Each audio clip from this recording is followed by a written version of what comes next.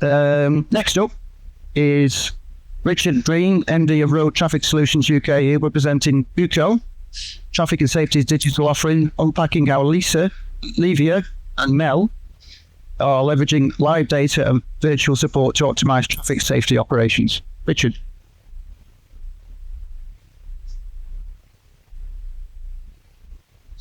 Good morning.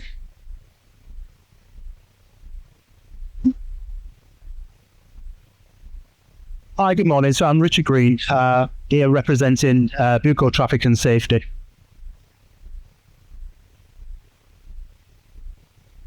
So effectively, we have a new range of products that we brought into the UK from the Netherlands that sit alongside traditional traffic management solutions to try and leverage some of the advances in digital technology to enable better communication.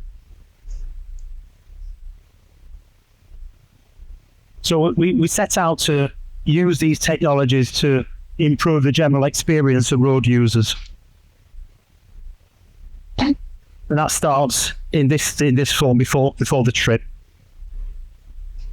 So, I take back to the importance of communication and what communication needs to be in terms of traffic management to improve the overall experience.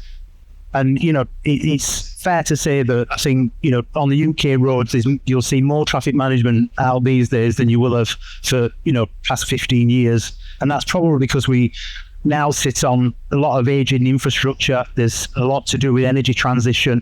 Everyone wants more electricity, better data connections. And what that means is that we've got to access those channels to be able to, really deliver the service that we need as communities.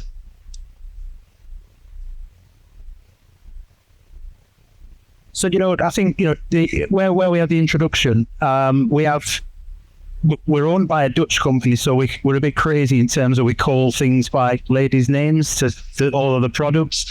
So you'll have to just bear with me on that one for a second. So anybody know how long we've been using social media for, or since when? Well, give us a, when do you think?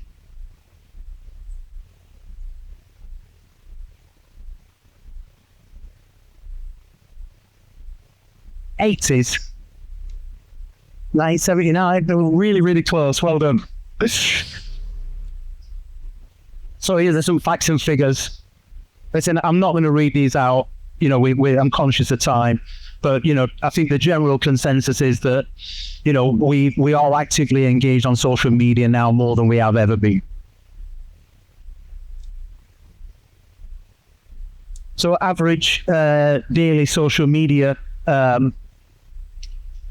coverage in terms of the age demographics. Again, I don't think there'll be any surprises there.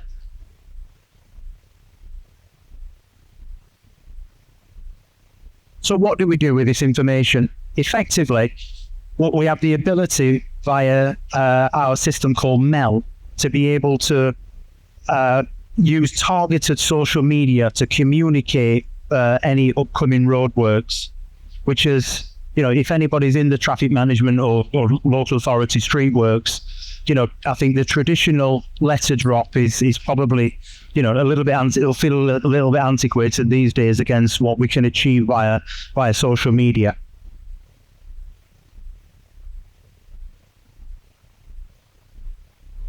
So what we tend to do these days is look at how we time projects, especially some of the larger projects.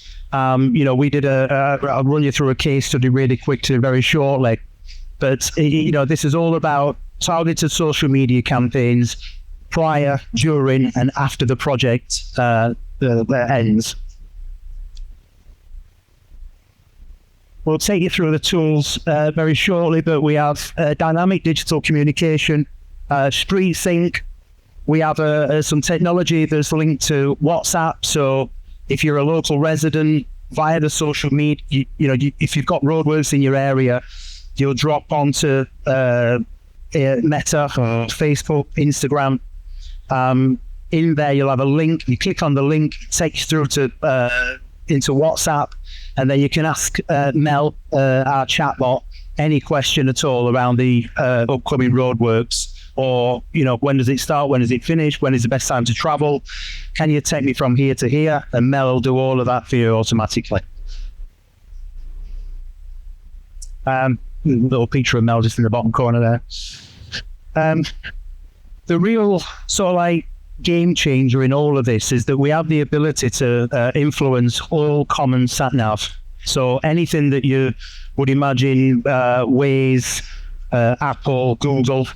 So if you've got a road closure or a road that has limited access, what we can do with these technologies is we can put a digital diversion. So that'll sit next to your more traditional diversion, where you'll put signage out and say, follow this route.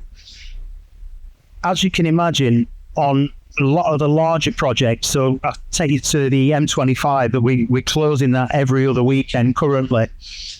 You've got a lot of what we call non-local traffic that will just sit behind the wheel and blindly follow the sat-nav, and that's, HGV drivers, common road users such as myself. So we had an incident not that long ago where we have a vehicle, large heavy goods vehicle, trying to get over a small canal. Blocks up the toll, completely blocks it up, congestion for 2 miles, absolute carnage. So we were asked by Surrey County Council to come in and use some of our digital technologies to be able to alleviate that issue. So what we did there is we set up, I think there were 8 in total digital diversions. So non-local traffic or traffic that was trying to pass through that area or go through that area as a diversion to follow a digital diversion. So it will not offer you that route as an option if you want to keep them away from it. And we're a trusted partner to all main sat-nav providers. So we're trusted in the way that not all are in terms of being able to put the diversions in. So often you'll see road closures come up on your sat-nav and it'll take you around a different route. With these, it won't offer you that. It'll just take you around a different route. You're not looking to divert every single vehicle. 10, 20% makes a huge difference. So, we feel we can make a big impact in that respect. This goes into a little bit more detail, so I'm not going through that again. But, in terms of the sat-nav influencing, we can also have pop-ups that come up on ways to set you down different particular routes or roads. So just a really quick case study. I'm conscious of time. So this is Leighton Cross Road, which is just for everyone's geography. Think about the M25 where the Dartford crossing is. It's just in Kent, just close to there.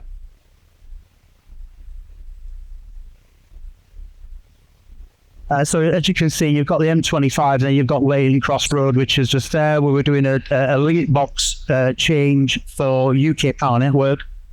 So it was just a traditional 3-way set of traffic lights. What we were trying to then do is alleviate any traffic issues as a result of poor conditions on the M25. Everything then falls off and tries to use these small A roads and B roads to try and achieve a route around the actual congestion. So again, we use LIVIA and Lisa, the 2 elements of the digital services to influence that sat-nav. Everyone will have seen a TM plan, but this is the actual physical traffic management that went out on Leighton Cross Road. So just prior to this job going out, we then start the social media campaign. So photos such as you see here will just be real quick images, drop onto your feed. That's again, it's targeted. It doesn't use personal information. They are just paid ads, so it fits in with GDPR or within compliance. Again, this is the digital diversion that we put in. So if any traffic came off the A2 and we're looking to use Leighton Cross Road, just by blindly following the sat-nav, we would put in a digital diversion. So it took them away from where the works were. Just a few, again, facts and figures around the results of the communication. So, we spent around about £650 on paid ads via Google, via Meta, Insta. We had over 233,000 impressions, 813 clicks. I'll not go through the rest, obviously conscious of time. So live traffic data is the piece that we do in terms of starting to record before, during and after any TM goes out. So often, as you would imagine, there's a lot of perception or negative perception around the impact of traffic management or impact of projects, whether they're emergency works or planned.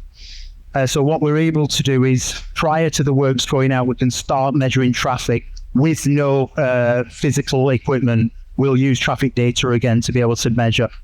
So on this particular one, we measure the M25 so we can see exactly if there's a hold up on there. We know then that there's going to be increased traffic on other roads, and that's going to drive congestion.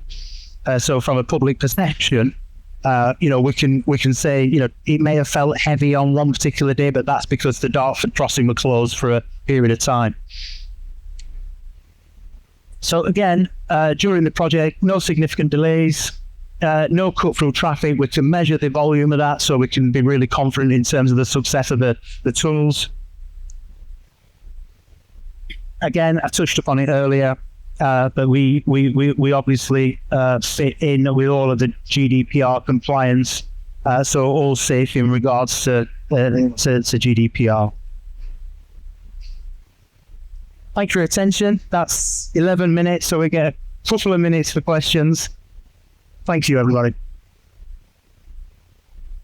Are there any questions for Richard?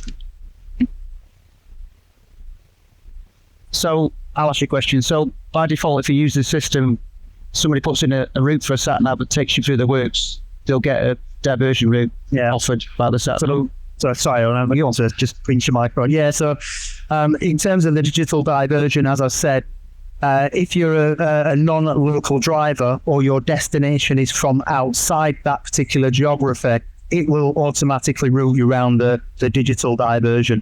So it's not looking to alleviate or move over the traffic. It's looking to make a 10-20% reduction, which will have a massive impact in terms of overall traffic flow into that piece. Yeah. And do you find the upfront work promotes better take up of the digital service, so you get better feedback or off the socials? Yeah. So again, I think communication is really key, and we're presenting another similar venue to here last week, and that was very very much based on communication. And I think as a road user myself, if I come out of my house in the morning and I turn left and right and there's a set of traffic lights and no one's told me and I'm delayed, I'm going to be frustrated. Whereas if we're doing targeted social media campaigns with countdowns until then works go out, then I can adjust my journey time. And then if I can adjust my journey time, it reduces the level of frustration. And that's really what we're trying to achieve with this.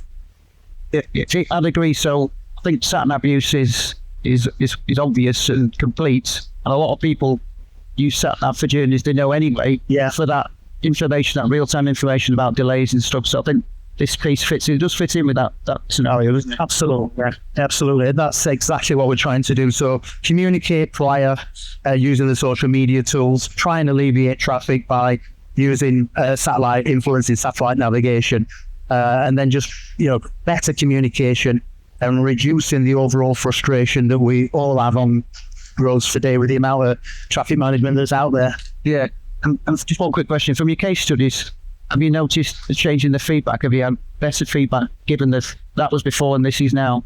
Yeah. I mean, we've had tremendous feedback, and the chatbot in particular, because we can load up the information, so like frequently asked questions is probably the best way to put it.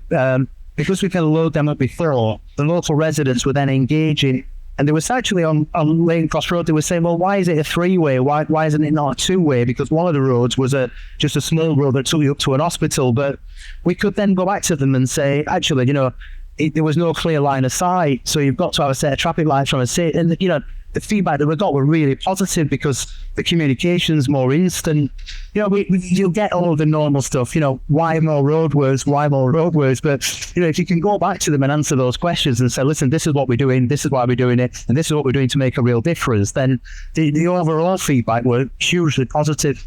Yeah, and I can see that feeding into the level of customer contact that an authority will get, or a works promoter. Less complaints, more informed, less complaints, less escalation of feeling in the community. So to me, it looks really positive. Absolutely. All local authorities are under, and county councils are under tremendous pressure currently. So we're working closely on a number of projects with Kent County Council at the moment, using some of the land rental funding surplus to fund projects like this to really get it out there, So again, we're getting tremendous feedback both from local communities and from the local authorities. It's making a real difference. Brilliant. Thanks very much for that, Richard. Cheers. Perfect. Up on time. Thanks very much for a bit of time. And again, there's the QR code. No. We'll be on somewhere. Hey? I don't know if you've got one on there. Hey, there you go. Sorry. Thank you. Cheers. Thanks, Richard. Thanks all.